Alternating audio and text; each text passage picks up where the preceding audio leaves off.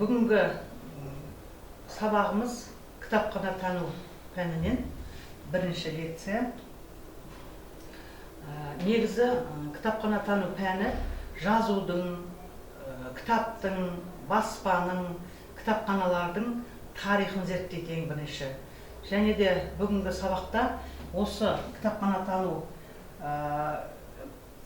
тану ғылымының мақсаттары мен міндеттеріне тоқталамыз. Жалпы кітапхана тану пәні кітапхана ісінің теорияларын, жазудың, кітаптың, кітапханалардың тарихын, әдістемесін, технологиясын зерттейтін ғылыми пән. Кітапхана танудың негізгі салалары ол жалпы кітапхана тану, кітапхана қорлары, кітапхана каталогы, анықтама библиографиялық жұмыстар, оқырмандармен жүргізілетін жұмыстар және кітапхананы басқару, жұмысын ұйымдастыру, маркетинг, менеджмент, автоматтандыру жұмыстары.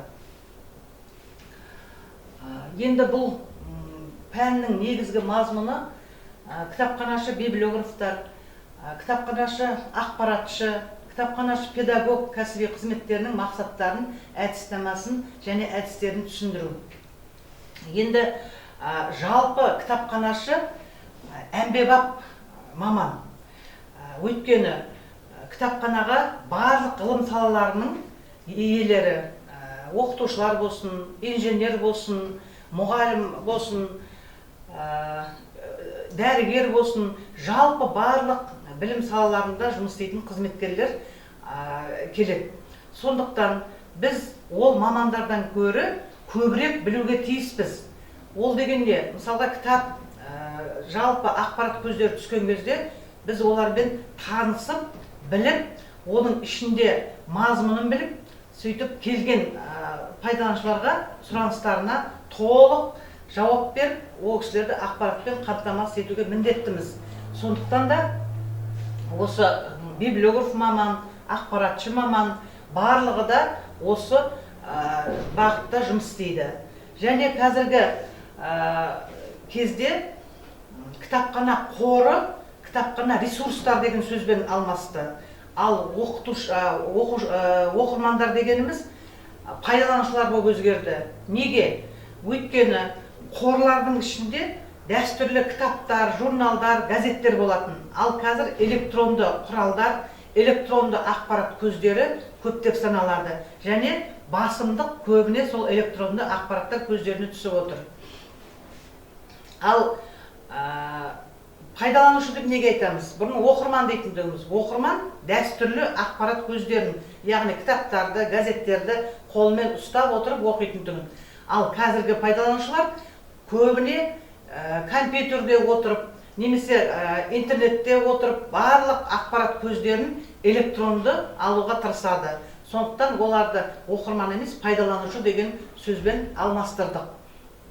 Енді кітапхананың міндеті сол пайдаланушыларға, кітапханашылар барлық ақпаратты толық, сапалы, жылдам беру. Ол үшін сіздер, студенттер, болашақ мамандар, осы сабақты барынша игеріп, барынша білімді болуларыңыз керек. Өздеріңіз кітапты көп оқуларыңыз керек. Электронды кітап болсын, жалпы сайттар болсын, бәріне де шығып, ақпаратты көбірек алуға тырысу керек. Енді қазіргі бұрын кітапхананы жұмысын ұйымдастыру, басқару дейтінбіз. Ал қазір ол сөздің мағынасы бір болғанмен, жұмысы бір болғанмен, жалпы жұмыстардың жаңа түрлері, жаңа технологиясы қосылғандықтан маркетинг, менеджмент деген терминдермен ауысып отыр.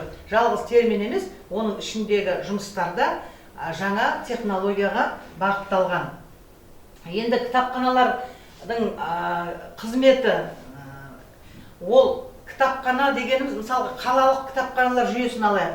Кітапхана үлкен аумақты алатын қалаларда, аудандарда кітапханалардың орталықтандырылған жүйесі құрылады. Ол дегеніміз не? Ол жүйеге 5 кітапхана кіруі мүмкін, 10-16, мысалға Қызылорда қаласында 16 филиал бар. Оны орталықтандырылған, біріктірілген, бір жерден басқару, қаражаты, барлығы бір жерден басқарылады. Оған барынша тоқталамыз кейінірек. Жалпы оқырмандарға қызмет көрсету абонемент оқу залы, электронды зал арқылы көрсетіледі. Ал қосымша жұмыстар библиография, анықтамалық библиография бөлімі арқылы беріледі. Қазір енді жаңа заманда, жаһандану заманында бұрынғыдай оқу залы, абонемент дегендерді бір тереземен алмастырды. Ол дегеніміз қоры бір жерден қызмет көрсетіледі, сондықтан бір терезе принципі қолданылады. Ал болашақта барлығын бір кеңістікке біріктіріп, бүкіл дәстүрлі электронды автоматтандырылған жүйенің бәрін, кітапхананың жұмысының бәрін бір кеңістік арқылы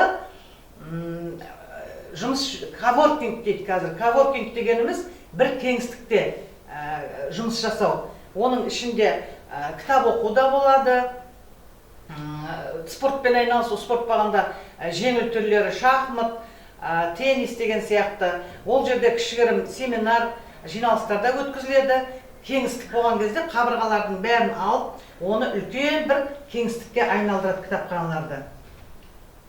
Енді осы пәнді игеру арқылы біздің болашақ мамандар жаңа айтылғандай оқырмандарға қызметті игереді, электронды құжаттармен жұмыс істеу, электронды қызмет көрсету, ақпараттық қызметтердің электронды түрлері, түрлі сайттарға шығып, түрлі кітапханалық бағдарламаларға шығып, осы біздің пайдаланушыларға барынша тез, жаңа айтқандай, сапалы қызмет көрсетуді үйреніп шығады. Және де қазіргі кітапханалардың ең үлкен проблемасы ол сыртқы ресурстар. Енді оны проблема деп қазір айтуға болмайды, өйткені ашық кітапханалар жылдан жылға көбеюде. Мысалы, жоғары оқу орындары өздерінің электронды кітапханаларын әлемге ашып қойды. Сондықтан да қазір ақпарат көздері мәселе туындап отырған жоқ. Жеке бір кішкентай кітапханаларда болмаса мәселе жоқ. Енді жаңа міндеттеріне тоқталып өттік. Ақпараттық қызметтер. Анықтама ақпараттық қызметтер бұл анықтама библиографиялық ақпаратты тарату дәстүрлі және электронды. Библиографиялық өнімдер. Библиографиялық өнімдерге жаңағы анықтамалықтар, жеке ғалымдардың библиографиясы, биобиблиографиялар жатады. Оны да жасауды үйретеміз. Кеңестік және әдістемелік жұмыс. Бұл дегеніміз жаңағы келген кісіге қандай ақпарат көздерін қай жерден алуға болады және оны қалай алуға болады, соны үйретеді. Енді кітапханалық библиографиялық білімді насихаттау дәрістері дегеніміз бірінші жылы сіздер сияқты бірінші курсқа түскен пайдаланушыларға кітапхананың барлық құрылыстарын таныстырып, олардың қандай қызмет атқаратынын және қай жерден қандай кітап алатынды түсіндіру. Жаңа айтып өттім ғой, электронды кітапханалар деп. Мынау электронды каталог. Соның ішінен, міне көріп отырсыздар, барлық кітаптарды, толық мәтінді электронды ресурстарды, мақалаларды, кітаптарды бәрін алуға болады. Бұны толықтай оқимыз. Енді кітапханада ақпаратты саралы тарату деген бар. Ол ғалымдар мысалға өздерінің тақырыбын кітапханадағы библиограф маманға беріп қояды.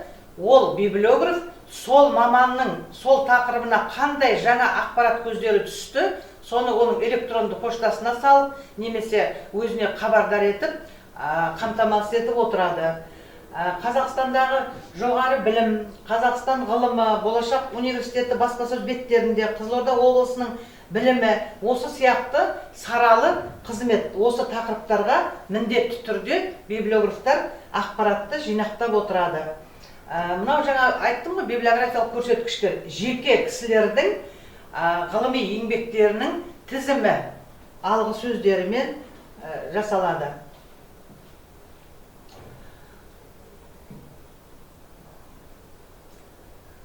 Жаңағы айттым ғой, Қызылорда облысының тарихы да кіреді оған, Қызылорда облысының экономикасы, ғылымы, білімі, барлығы жаңағы біздің анықтамалықтарға кіреді.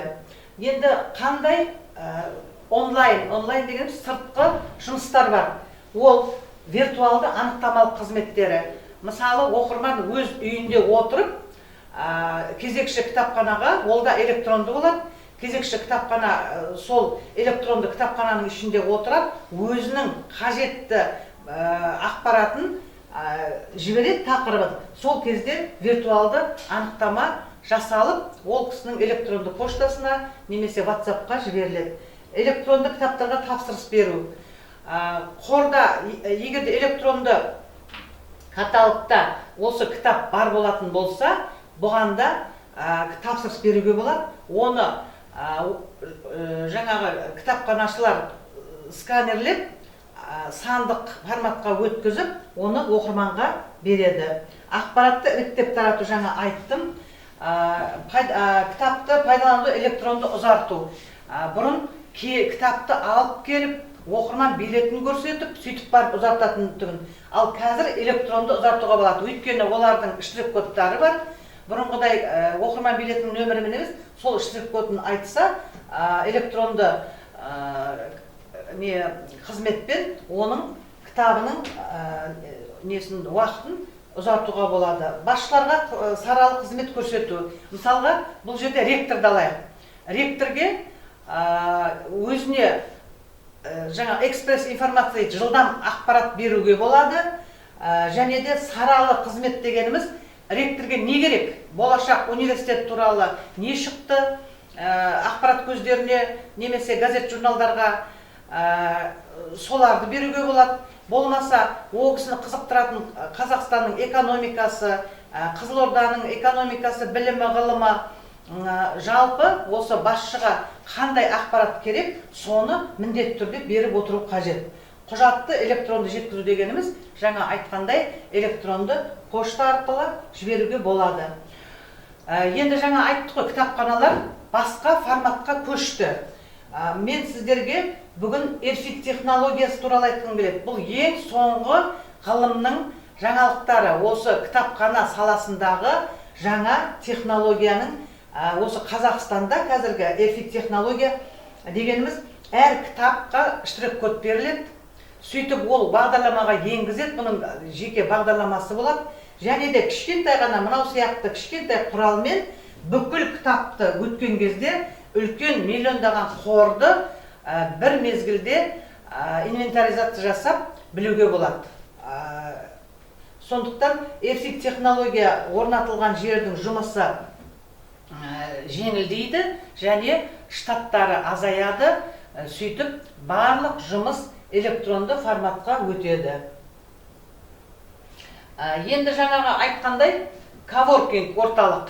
Мен соның суретін көрсетейін сіздерге. Мынау үлкен Жамбыл атындағы Алматыдағы жасөспірімдер кітапханасы. Жауып, үлкен күрделі жөндеуден өткізіліп, ешқандай бұларда қабырға жоқ. Бір басынан екінші басына дейін ашық.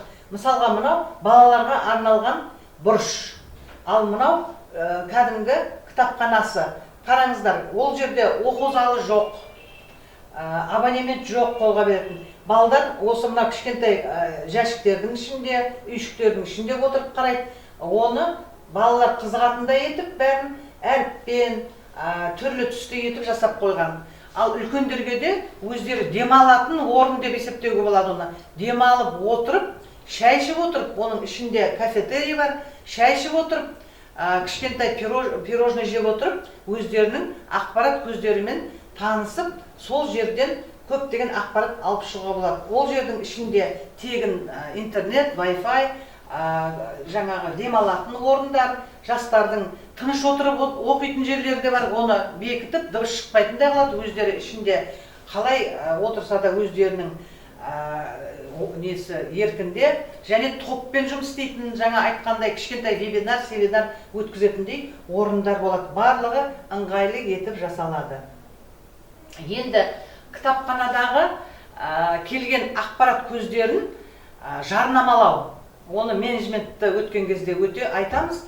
Жарнамалаудың көптеген түрлері бар. Көпшілік іс-шаралар өткізетінбіз біз бұрын.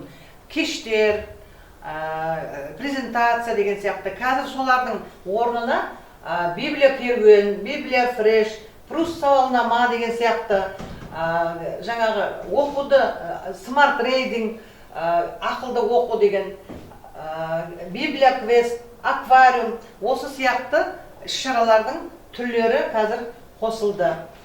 Букростинг дейді. Бұл көптеген кісілердің үйінде оқылмай жатқан кітаптарды бір жерге жинақтап, мысалға бір кітапханада букростинг өтетін болса, сол кітапханадағы оқырмандар оқитында кітаптарды бір-бір данадан шығарып, сосын оқырмандар, пайдаланушылар өздері қажет емес оқып біткен кітаптарын әкеліп, өзің оқыдың, басқаға бер. Немесе кітап өз оқырманын күтеді деген сияқты мынандай кішкентай нелер жасап қойып, кітапты жинақтап, көрме жасап, соны таратуға болады. Бұл букростинг бұрышы постоянды тұрады, үнемі, және ондағы кітаптарды ауыстырып алып оқуға мүмкіншілік болады. Осымен кітапхана тану пәнінен өтетін лекциямызға қысқаша шолу аяқталды. Ары қарай осы тақырыптардың бәріне толық ашып түсіндіретін боламын.